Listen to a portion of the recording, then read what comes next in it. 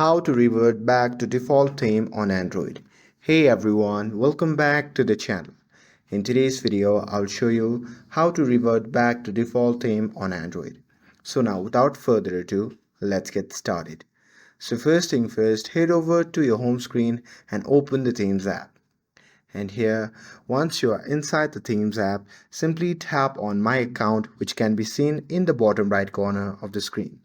And now here, once you see the interface like this, simply tap on Theme. And now here, in this section, simply select the classic one because this is your default theme. And here, once you see the interface like this, simply tap on Apply button, which can be seen in the bottom right corner of the screen. And after that, a pop-up menu will appear.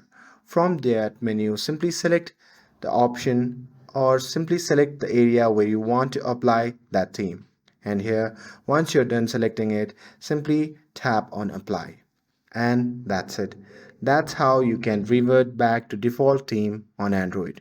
With this, if you found this video helpful, then don't forget to like, share and subscribe to get updated for more videos. Thanks for watching and I'll see you in the next video.